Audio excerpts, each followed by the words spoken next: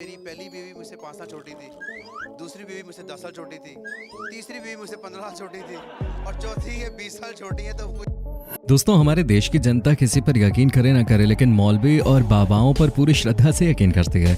और यही कारण है जिसकी वजह से भारत में हर महीने कोई ना कोई मौलवी या बाबा पैदा हो जाता है जो जनता का पोपट कर कर या तो जेल चला जाता है या फिर अपनी जिंदगी के मजे यूं ही लेता रहता है। आज इस वीडियो में हम आपको कुछ ऐसे ही मौलवी और बाबाओं के बारे में बताने वाले हैं जिनकी उम्र तो बिस्तर पर लेटने वाली हो रखी है, लेकिन अभी भी वो बिस्तर तोड़ने और पैसा कमाने में लगे पड़े हैं। लेकिन ये बताने से पहले आपसे रिक्वेस्ट कि इस चैनल को फटाफट से सब्सक्राइब कर लीजिए। तो चलिए शुरू करते हैं। नंबर 1, संत रामपाल। दोस्तों, आप यकीन करेंगे कि ये एक समय में हरियाणा सरकार के सिंचाई विभाग में सरकारी नौकरी करते थे, लेकिन वहां इनका मन नहीं लगा, जिसके बाद इन्होंने आध्यात्मिक और धार्मिक ग्रंथ पढ़ने शुरू किए और धीरे धीरे ये बाबाओं के संपर्क में आने लगे, जिसके बाद ये खुद ही बाबा बन गए। सन 1994 में इन्होंने अपनी सरकारी नौकरी से इस्तीफा दे दिया, जिसके बाद इन पर भक्तों की आस्था बढ़ने लगी और इन्होंने रोहतक में सतलोक नाम का एक आश्रम खोल दिया। यहाँ तक सब कुछ ठीक ठाक चल रहा था, लेकिन दिक्कत तो तब हुई जब इन्होंने धर्म को ही धंधा बना लिया।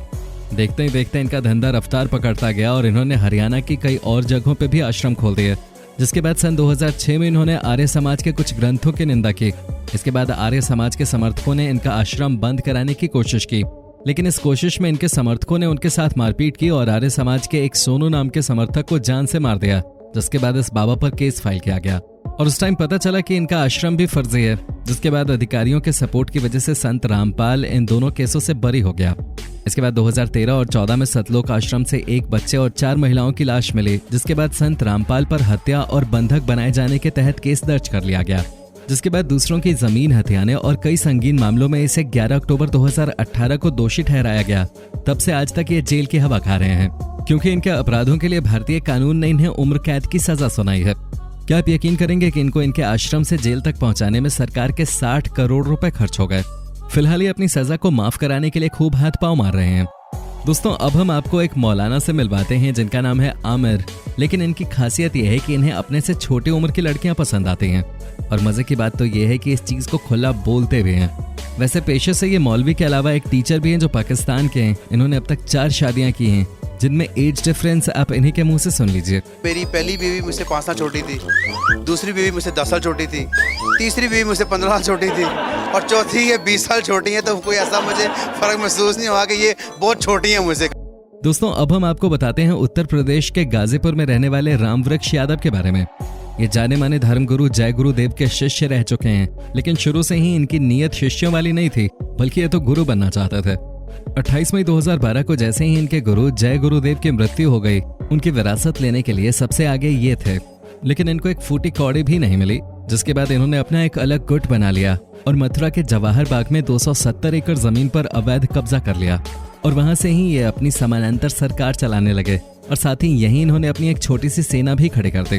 बताया जाता है कि जब सरकार ने इस अवैध जमीन को खाली करने के लिए कहा तो इन्होंने अपने समर्थकों के साथ मिलकर उल्टा पुलिस वालों के ऊपर ही हमला कर दिया। देखते ही देखते ये लड़ाई एक मुठभेड़ में बदल गई, जिसमें एक पुलिसकर्मी घायल हो गया और साथ ही 2 पुलिस वाले इसमें मारे भी गए।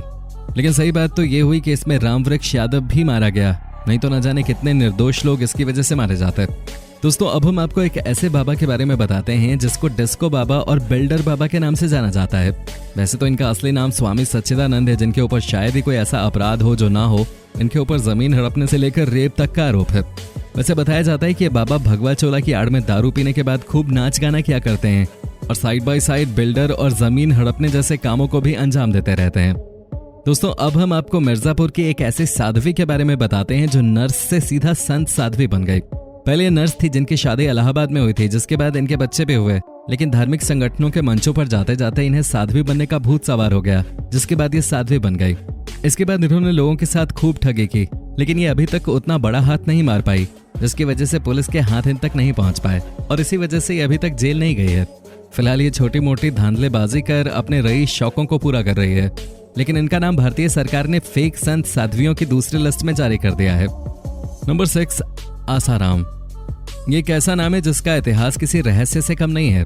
इन्हें एक संत के रूप में देखा जाता था, लेकिन इस संत के ऊपर हत्या का, लूटपाट का, दूसरों की जमीन हड़पने का और लड़कियों के साथ बलात्कार करने का आरोप है। इन सब में ये दोषी भी पाए गए हैं और बताया तो ये भी जाता है कि ये तीनों टाइम में अलग अलग उम्र की लड़कियों के साथ हम बिस्तर हुआ करते थे। इनके साथ के लोगों से जब सीबीआई ने सख्ती से पूछताछ की तो उन्होंने आसाराम का सारा काला चिट्ठा खोल दिया, जिसे सुनकर सीबीआई अफसरों के भी होश उड़ गए। फिलहाल आसाराम 20 सालों के लिए जेल की हवा खा रहे हैं और साथ ही अपने आप को निर्दोष बता रहे हैं। नंबर 7, गुरमीत राम रहीम। दोस्तों, ये बाबा अपनी भक्ति से नहीं बल्कि अपनी लाइफस्टाइल से ज्यादा जाना जाता है। इसका मेन एरिया पंजाब और हरियाणा था, मतलब यहाँ के लोगों को इन्होंने खूब लूटा है। साथ ही इधर के लड़कियों को भी इन्होंने नहीं छोड़ा। बताया जाता है कि जिस भी खूबसूरत लड़की पे इनकी नजर पड़ जाती थी, ये उसको अपनी हवस का शिकार बनाकर ही छोड़ते थे। इसके अलावा इन पर यह भी आरोप है कि इन्होंने अपने सिरसा वाले आश्रम में एक छोटी सी सेना भी तैयार की थी, जो इनके तब काम आई जब इनको पुलिस लेने आई। बताया जाता है कि कोर्ट ने इनको कई बार नोटिस भेजा, लेकिन ये नहीं जाते थे, जिसके बाद पुलिस को ही इनको उठाने आना पड़ा, जिसके बाद इनके भारी समर्थकों ने पुलिस पर ही जवाबी कार्रवाई कर दी। इसमें इनके समर्थक कम और इनकी पर्सनल सेना के लोग ज्यादा थे, जिसके बाद पुलिस को इन्हें एक स्पेशल हेलीकॉप्टर में ले जाना पड़ा। फिलहाल डेरा सच्चा सौदा के करता धरता गुरमीत राम रहीम 20 सालों के लिए जेल में बंद है। नंबर 8, नारायण साईं। जिस तरह से इनके पिता आसाराम पर कई संगीन आरोप लगे हुए हैं, उसी तरह बेटे पर भी काले धन को छुपाने, अवैध संपत्ति को कब्जाने और रेप जैसे कई संगीन आरोप लगे हैं। इनकी अपनी बीवी ने भी इनके ऊपर कई आरोप लगाए हैं। उनके हिसाब से इनके कई लड़कियों के साथ नाजायज संबंध है। उन लड़कियों के साथ नारायण साईं के कई बच्चे भी हैं। वो कोई साधु संत नहीं बल्कि एक नंबर के अय्याश हैं। इनकी बीवी ने इनको तलाक दे दिया है। फिलहाल ये सूरत के सेंट्रल जेल में अपने इन काले कर्म कांडों की सजा काट रहे हैं। दोस्तों, अब हम आपको एक ऐसे बाबा के बारे में बताते हैं जिनकी काली हिस्ट्री कुछ ज्यादा ही लंबी है। इनका नाम श्रीमद सारथी देव है। ये ओडिशा में सारथी बाबा के नाम से मशहूर थे, लेकिन इनकी सारी पोल पट्टी ओडिशा के एक लोकल चैनल ने खोल दी। उसने दावा किया कि यह धर्मगुरु लोगों को धर्म की आड़ में लूट रहा है। उसी चैनल के न्यूज रिपोर्ट्स ने यह भी दावा किया कि उन्होंने इस बाबा को हैदराबाद के एक लग्जरी होटल में 20 साल की लड़की के साथ पकड़ा। उस समय इस बाबा ने टी शर्ट और जीन्स पहनी हुई थी और इसने अपने खाने के लिए फ्राइड चिकन का ऑर्डर दे रखा था, जिसके बाद पुलिस पर प्रेशर पड़ा और पुलिस ने इसे गिरफ्तार कर लिया। लेकिन फिर वही हुआ जो हर बाबा की गिरफ्तारी में होता है। इसके समर्थक पुलिस से भिड़ गए, लेकिन जैसे तैसे इसे जेल पहुंचाया गया। फिर धीरे धीरे कई और लोगों ने भी इस बाबा का भांडा फोड़ दिया। देखते ही देखते ये डांस करने वाला बाबा संत साधु से क्रिमिनल बन गया। आज सारथी बाबा उर्फ संतोष रॉल जेल से छूटकर भारत में ही एक गुमनाम जिंदगी जी रहा है। लेकिन हैरानी इस बात की है कि आज भी कई लोग इसे भगवान का ओहदा देकर इसकी पूजा करते हैं। दोस्तों, अब हम आपको स्वामी नित्यानंद बाबा के बारे में बताते हैं, जिनके करतूत को सुनकर पुलिस वालों के भी होश उड़ गए। दरअसल इनकी एक कैमरा रिकॉर्डिंग लीक हो गई, जिसमें एक सस्ती सी एक्ट्रेस स्वामी जी के ऊपर थी और स्वामी जी उसके नीचे, जिसके बाद पूरा दक्षिण भारत 2 गुटों में बट गया। किसी ने इनको सही बताया तो किसी ने इनको गलत बताया। फिर धीरे धीरे एक के बाद एक यौन शोषण के मामले इस बाबा पे लगते रहे। बाबा को पुलिस ने पकड़ा, लेकिन बाबा को जल्द ही जमानत भी मिल गई, जिसका बाबा ने फायदा उठाया और बाबा हो गए 7 समंदर फरार। पहले तो ये नेपाल गए, वहां से सीधा फ्लाइट लेकर उड़नछू हो गए और पहुंच गए इक्वाडोर, जहां से कुछ ही दूर इन्होंने अपना एक देश बसा लिया है।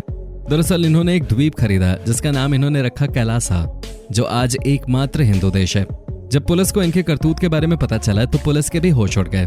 लेकिन बाबा के इस करतूत ने पुलिस डिपार्टमेंट पे एक धब्बा लगा दिया। मतलब इतना बड़ा बाबा जिस पे बलात्कार का आरोप है, वो 7 समंदर पार पुलिस को चकमा देकर चला गया।